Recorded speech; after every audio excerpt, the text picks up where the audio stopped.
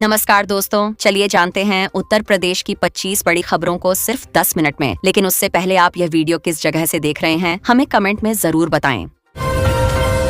आज पूरे प्रदेश में नरेंद्र मोदी के दौरे को लेकर खास माहौल बना हुआ है। सहारनपुर में दिल्ली देहरादून कॉरिडोर के वन्य जीव हिस्से की समीक्षा हो रही है, जिससे विकास और पर्यावरण दोनों संतुलित रहें। लोगों को उम्मीद है कि इससे रोजगार और कनेक्टिविटी में बड़ा सुधार देखने को मिलेगा।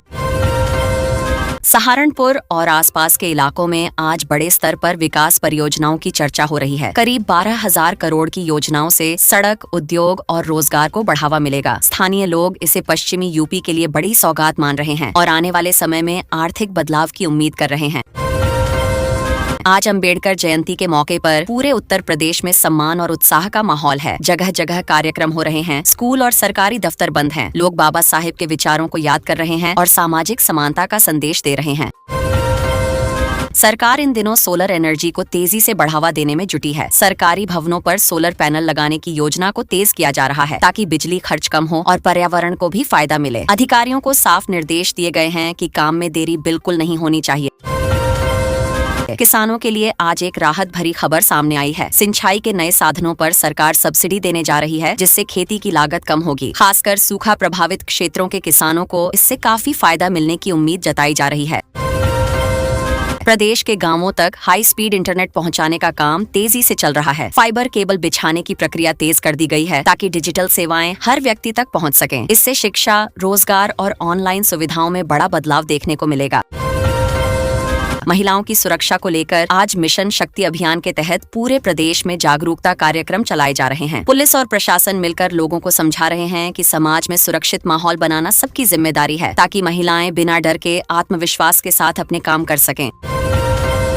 पशुपालकों के लिए सरकार ने नई टीकाकरण योजना शुरू की है, जिससे पशुओं में फैलने वाली बीमारियों पर रोक लगेगी। इससे दूध उत्पादन बढ़ने की भी उम्मीद है। ग्रामीण क्षेत्रों में पशुपालन को मजबूत कर लोगों की आय बढ़ाने और गांव की अर्थव्यवस्था सुधारने पर खास ध्यान दिया जा रहा है। छात्रवृत्ति को लेकर आज बड़ी राहत भरी खबर आई है। समाज कल्याण विभाग ने पात्र छात्रों के खातों में पैसे भेजने की प्रक्रिया शुरू कर दी है। इससे गरीब और जरूरतमंद छात्रों को पढ़ाई जारी रखने में मदद मिलेगी और उनके परिवारों पर आर्थिक बोझ काफी हद तक कम हो सकेगा। नोएडा में मेट्रो विस्तार को लेकर नया ब्लूप्रिंट तैयार कर लिया गया है। जेवर एयरपोर्ट तक सीधी कनेक्टिविटी देने की योजना पर तेजी से काम हो रहा है। इससे आने वाले समय में यात्रा आसान होगी और व्यापारिक गतिविधियों को भी बड़ा फायदा मिलने की उम्मीद जताई जा रही है। आज प्रदेश के कई जिलों में भीषण गर्मी का असर साफ दिखाई दे रहा है। मौसम विभाग ने हीट वेव की चेतावनी जारी करते हुए लोगों को दोपहर में घर से बाहर न निकलने की सलाह दी है। खासकर बुजुर्गों और बच्चों को ज्यादा सतर्क रहने के लिए कहा गया है। झांसी और बुंदेलखंड क्षेत्र में तापमान 40 डिग्री के पार पहुंच गया है। गर्म हवाओं के कारण लोगों को काफी परेशानी हो रही है। बाजारों में भी भीड़ कम नजर आ रही है और लोग केवल जरूरी काम होने पर ही बाहर निकल रहे हैं, जिससे सड़कों पर सन्नाटा जैसा माहौल दिख रहा है। लखनऊ में आज तापमान करीब 38 डिग्री रहने का अनुमान लगाया गया है। गर्मी के कारण लोग सुबह और शाम के समय ही घर से बाहर निकल रहे हैं। डॉक्टरों ने भी सलाह दी है कि लोग ज्यादा पानी पिएं और हल्का भोजन करें, ताकि शरीर स्वस्थ बना रह सके। नोएडा में हाल ही के विरोध प्रदर्शन के बाद पुलिस ने सख्त कार्रवाई की है। करीब 300 लोगों को हिरासत में लिया गया है और स्थिति को अब पूरी तरह नियंत्रण में बताया जा रहा है। प्रशासन लगातार निगरानी बनाए हुए है, ताकि दोबारा कोई समस्या न उत्पन्न हो सके। वाराणसी में बैसाखी और मेष संक्रांति के मौके पर घाटों पर भारी भीड़ देखने को मिली। श्रद्धालु गंगा में स्नान कर पूजा पाठ कर रहे हैं और पूरे शहर में धार्मिक माहौल बना हुआ है, जिससे स्थानीय व्यापार और पर्यटन गतिविधियों में भी अच्छी बढ़ोतरी देखने को मिल रही है। प्रयागराज में संगम तट पर विशेष स्नान और सूर्य पूजा का आयोजन किया गया है। हजारों श्रद्धालु यहां पहुंचे और पूरी श्रद्धा के साथ पूजा अर्चना की। प्रशासन ने सुरक्षा और व्यवस्था को ध्यान में रखते हुए व्यापक इंतजाम किए हैं, ताकि किसी को भी परेशानी का सामना न करना पड़े। कानपुर के बाजारों में त्योहारों के चलते रौनक बढ़ गई है। व्यापारी काफी खुश नजर आ रहे हैं, क्योंकि बिक्री में अच्छी बढ़ोतरी हो रही है। खासकर कपड़े, मिठाई और पूजा सामग्री की दुकानों पर लोगों की भीड़ लगातार बनी हुई है, जिससे बाजारों में चहल पहल बढ़ गई है। गोरखपुर में विकास कार्यों की समीक्षा की गई है। अधिकारियों को सड़क, बिजली और पानी जैसी बुनियादी सुविधाओं को बेहतर बनाने के निर्देश दिए गए हैं, ताकि आम लोगों को रोजमर्रा की समस्याओं से राहत मिल सके और शहर का समग्र विकास तेजी से आगे बढ़ सके। अयोध्या में रामलला के दर्शन के लिए आज भारी भीड़ जुटने की संभावना जताई जा रही है। प्रशासन ने श्रद्धालुओं की सुविधा और सुरक्षा को ध्यान में रखते हुए विशेष इंतजाम किए हैं और लोगों से अपील की है कि वे व्यवस्था बनाए रखते हुए दर्शन करें। आगरा में पर्यटन को लेकर सुरक्षा व्यवस्था को और मजबूत किया गया है। ताजमहल और आगरा किले पर पर्यटकों की सुरक्षा के लिए अतिरिक्त पुलिस बल तैनात किया गया है ताकि किसी भी तरह की असुविधा न हो और पर्यटक सुरक्षित माहौल में घूम सकें। मेरठ में खेल विश्वविद्यालय के निर्माण को लेकर अब काम तेज करने के सख्त निर्देश दिए गए हैं। सरकार चाहती है कि खिलाड़ियों को आधुनिक सुविधाएं मिलें और वे राष्ट्रीय व अंतर्राष्ट्रीय स्तर पर अच्छा प्रदर्शन कर सकें। इससे प्रदेश में खेल संस्कृति को बढ़ावा मिलेगा और युवाओं के लिए नए अवसर भी खुलेंगे। गाजियाबाद में आज ट्रैफिक को लेकर डायवर्जन प्लान लागू किया गया है। छुट्टी होने के कारण सड़कों पर सामान्य दिनों के मुकाबले कम भीड़ है। फिर भी प्रशासन ने पहले से तैयारी कर रखी है ताकि लोगों को कहीं भी जाम या परेशानी का सामना न करना पड़े। मौसम विभाग ने आने वाले दिनों को लेकर अलर्ट जारी किया है। बताया जा रहा है कि तापमान में 3 से 6 डिग्री तक और बढ़ोतरी हो सकती है। ऐसे में लोगों को धूप से बचने, ज्यादा पानी पीने और जरूरी सावधानी बरतने की सलाह दी जा रही है। योगी आदित्यनाथ ने बैसाखी और संक्रांति के अवसर पर प्रदेशवासियों को शुभकामनाएं दी हैं। उन्होंने सभी से आपसी भाईचारा बनाए रखने और खुशहाली के साथ त्योहार मनाने की अपील की है ताकि समाज में सकारात्मक माहौल बना रहे और सभी लोग एकजुट रहें। बरेली में औद्योगिक पार्क के लिए जमीन अधिग्रहण का काम अब अंतिम चरण में पहुंच गया है। इससे आने वाले समय में उद्योगों की स्थापना होगी और स्थानीय युवाओं को रोजगार के नए अवसर मिलेंगे। सरकार इस परियोजना को क्षेत्रीय विकास के लिए काफी महत्वपूर्ण मान रही है। गर्मी को देखते हुए अस्पतालों में तैयारियां बढ़ा दी गई हैं। ORS और जरूरी दवाओं का स्टॉक बढ़ाने के निर्देश दिए गए हैं। डॉक्टरों और स्टाफ को भी अलर्ट पर रखा गया है ताकि किसी भी आपात स्थिति में तुरंत इलाज किया जा सके और मरीजों को राहत मिल सके। अलीगढ़ और मुरादाबाद में स्मार्ट सिटी योजना के तहत नए CCTV कैमरे लगाए गए हैं। इससे शहर की सुरक्षा व्यवस्था और मजबूत होगी। प्रशासन का मानना है कि इससे अपराध पर नियंत्रण रखने में मदद मिलेगी और लोगों को सुरक्षित माहौल मिल पाएगा। यूपी बोर्ड के रिजल्ट को लेकर छात्रों में काफी उत्सुकता देखी जा रही है। मूल्यांकन का काम लगभग पूरा हो चुका है और जल्द ही परिणाम घोषित होने की संभावना जताई जा रही है। छात्र और अभिभावक लगातार अपडेट का इंतजार कर रहे हैं।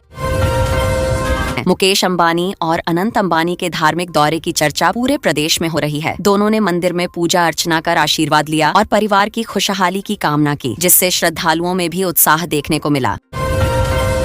इलाहाबाद हाई कोर्ट में प्रशासनिक सुधारों को लेकर चर्चा होने की संभावना जताई जा रही है। इससे न्यायिक व्यवस्था को और बेहतर बनाने की दिशा में अहम फैसले लिए जा सकते हैं, जिससे आम लोगों को न्याय पाने की प्रक्रिया और आसान हो सके। गाजीपुर में गंगा नदी के जलस्तर की निगरानी के लिए नए सेंसर लगाए गए हैं। इससे बाढ़ जैसी स्थितियों का पहले ही पता लगाया जा सकेगा और समय रहते जरूरी कदम उठाए जा सकेंगे, जिससे लोगों को सुरक्षित रखने में मदद मिलेगी।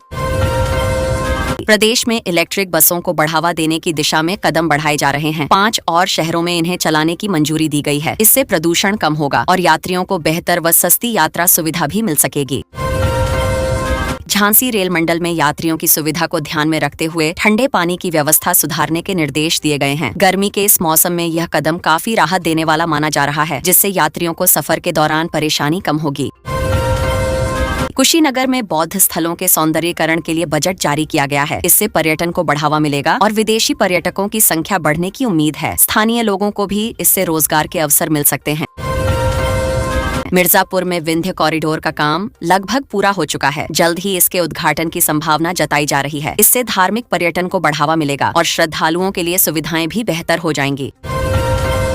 जौनपुर में कृषि मेले का आयोजन किया जा रहा है, जहां किसानों को आधुनिक खेती के तरीके और नई तकनीकों की जानकारी दी जा रही है। इससे किसानों को उत्पादन बढ़ाने और बेहतर आय हासिल करने में मदद मिलने की उम्मीद है। रामपुर के हस्तशिल्प को अंतर्राष्ट्रीय बाजार दिलाने के लिए नई प्रदर्शनी आयोजित की जा रही है। इससे कारीगरों को अपनी कला दिखाने का मौका मिलेगा और उनके उत्पादों की मांग बढ़ने से उनकी आय में भी बढ़ोतरी हो सकती है। प्रदेश में स्वच्छता अभियान के तहत नगर निगमों ने विशेष सफाई अभियान शुरू किया है। इसका उद्देश्य शहरों को साफ सुथरा बनाए रखना और लोगों को स्वच्छता के प्रति जागरूक करना है, ताकि सभी मिलकर एक बेहतर और स्वस्थ वातावरण बना सकें। मथुरा में यमुना नदी की सफाई के लिए नए प्लांट की टेस्टिंग शुरू हो गई है। इससे नदी के प्रदूषण को कम करने में मदद मिलेगी और आने वाले समय में जल की गुणवत्ता में सुधार देखने को मिल सकता है। ग्रामीण क्षेत्रों में खेल प्रतिभाओं को खोजने के लिए नई प्रतियोगिताओं की तैयारी की जा रही है। इससे गांव के युवाओं को अपनी प्रतिभा दिखाने का मौका मिलेगा और उन्हें आगे बढ़ने के लिए सही मंच भी मिल सकेगा। अंबेडकर नगर में सड़क निर्माण के लिए सरकार द्वारा फंड जारी कर दिया गया है। इससे गांवों की कनेक्टिविटी बेहतर होगी और लोगों को आने जाने में सुविधा मिलेगी। प्रशासन का कहना है कि इस काम से ग्रामीण इलाकों का विकास तेज होगा और स्थानीय लोगों की जिंदगी पहले से ज्यादा आसान बन सकेगी। उन्नाव में फूड प्रोसेसिंग यूनिट लगाने को लेकर निवेशकों ने काफी रुचि दिखाई है। इससे क्षेत्र में रोजगार के नए अवसर पैदा होंगे और किसानों को भी अपनी उपज का बेहतर दाम मिल सकेगा। सरकार इस पहल को स्थानीय अर्थव्यवस्था को मजबूत बनाने की दिशा में अहम कदम मान रही है। यूपी रोडवेज में नई सीएनजी बसों को शामिल करने की प्रक्रिया शुरू कर दी गई है। इससे यात्रियों को सस्ता और आरामदायक सफर मिलेगा। साथ ही प्रदूषण में भी कमी आएगी, जिससे पर्यावरण को फायदा होगा और शहरों में हवा की गुणवत्ता सुधारने में मदद मिल सकेगी। काशी विश्वनाथ कॉरिडोर के पास टूरिस्ट फैसिलिटेशन सेंटर का काम अब अंतिम चरण में पहुंच गया है। इसके बनने से पर्यटकों को बेहतर सुविधाएं मिलेंगी। सरकार का उद्देश्य है कि वाराणसी आने वाले लोगों को हर तरह की सुविधा एक ही जगह पर मिल सके। अयोध्या में राम मंदिर में श्रद्धालुओं की भीड़ लगातार बढ़ रही है। इसे देखते हुए सुरक्षा व्यवस्था को और मजबूत किया गया है और दर्शन के समय में भी बदलाव किया गया है। प्रशासन पूरी कोशिश कर रहा है कि लोगों को किसी तरह की परेशानी न हो। सरकारी कामकाज को पेपरलेस बनाने के लिए सचिवालय में नई ट्रेनिंग शुरू की गई है। इससे कर्मचारियों को डिजिटल तरीके से काम करने की जानकारी दी जा रही है। इसका मकसद काम को तेज, आसान और पारदर्शी बनाना है ताकि लोगों को बेहतर सेवा मिल सके। गंगा एक्सप्रेसवे का निर्माण तेजी से चल रहा है और करीब 90% काम पूरा हो चुका है। इसकी प्रगति रिपोर्ट मुख्यमंत्री कार्यालय को भेजी गई है। इसके बन जाने से यूपी में यात्रा काफी आसान और तेज हो जाएगी, जिससे व्यापार और विकास को भी बढ़ावा मिलेगा। आगरा मेट्रो के अगले चरण के लिए पिलर बनाने का काम तेजी से शुरू हो गया है। पहले चरण के बाद अब विस्तार पर जोर दिया जा रहा है। इससे शहर में ट्रैफिक की समस्या कम होगी और लोगों को बेहतर सार्वजनिक परिवहन सुविधा मिल सकेगी।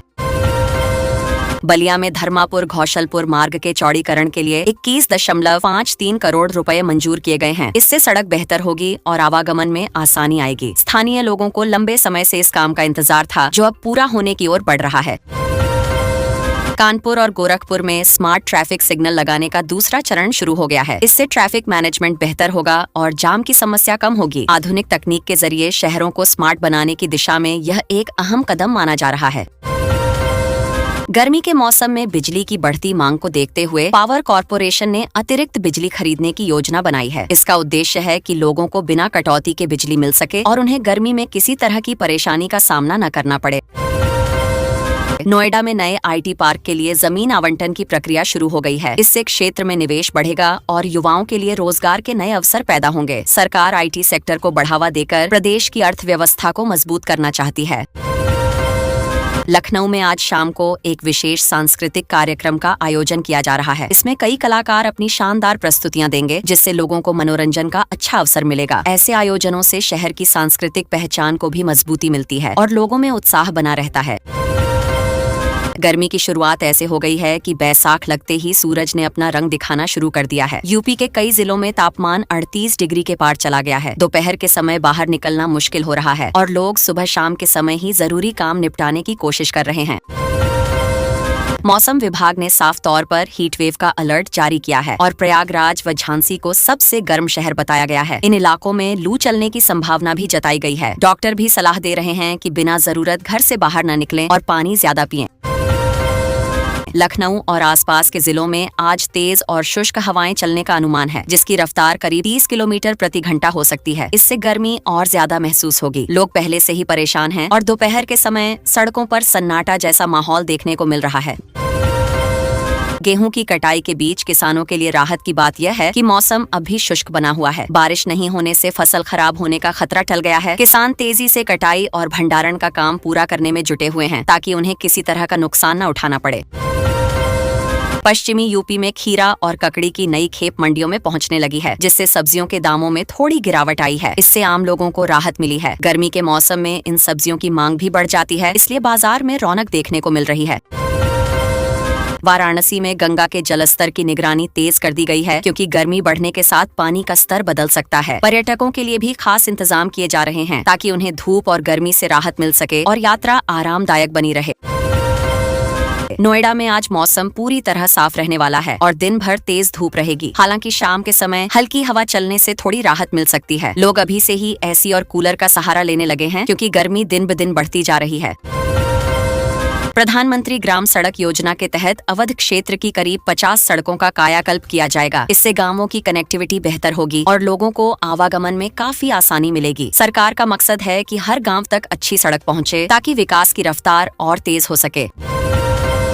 यूपी सरकार में जल्द ही मंत्रिमंडल विस्तार की चर्चा तेज हो गई है। कहा जा रहा है कि कुछ नए चेहरों को मौका मिल सकता है। इससे राजनीतिक हलचल बढ़ गई है और सभी की नजरें इस फैसले पर टिकी हुई हैं कि किन नेताओं को जिम्मेदारी दी जाएगी। समाजवादी पार्टी के कुछ बागी विधायकों को लेकर सियासी गलियारों में चर्चा तेज हो गई है। उनके अगले कदम को लेकर तरह तरह के कयास लगाए जा रहे हैं। इससे प्रदेश की राजनीति में हलचल बनी हुई है और आगे क्या होगा इस पर सबकी नजरें टिकी हैं। अलीगढ़ प्रशासन ने आगामी निकाय चुनावों के लिए संशोधित मतदाता सूची जारी कर दी है। लोगों से अपील की गई है कि वे अपना नाम सूची में जरूर जांच लें। इससे चुनाव प्रक्रिया को पारदर्शी और सही तरीके से संपन्न कराने में मदद मिलेगी। प्रदेश में छात्रों को मुफ्त स्मार्टफोन और टैबलेट देने का बड़ा अभियान चल रहा है, जिसमें लाखों युवाओं को जोड़ा जा रहा है। इससे पढ़ाई डिजिटल होगी और छात्र ऑनलाइन संसाधनों का बेहतर उपयोग कर पाएंगे। यह पहल युवाओं को आधुनिक शिक्षा से जोड़ने में काफी मददगार साबित हो रही है। वाराणसी और कानपुर में स्मार्ट सिटी सर्वे के तहत स्वच्छता और ट्रैफिक व्यवस्था का निरीक्षण किया गया है। अधिकारियों ने कई सुधारात्मक सुझाव दिए हैं, जिससे आने वाले समय में इन शहरों में रहने वाले लोगों को बेहतर सुविधाएं मिल सकें। प्रदेश के 50 ITI संस्थानों में नए मॉडर्न ट्रेड शुरू करने का फैसला लिया गया है, जिससे युवाओं को रोजगारपरक शिक्षा मिलेगी। इससे स्किल डेवलपमेंट को बढ़ावा मिलेगा और उद्योगों को भी प्रशिक्षित कार्यबल आसानी से उपलब्ध हो सकेगा। वृद्धावस्था और दिव्यांग पेंशन की अगली किस्त के लिए डेटा वेरिफिकेशन पूरा हो गया है, जिससे जल्द ही लाभार्थियों के खातों में पैसा भेजा जाएगा।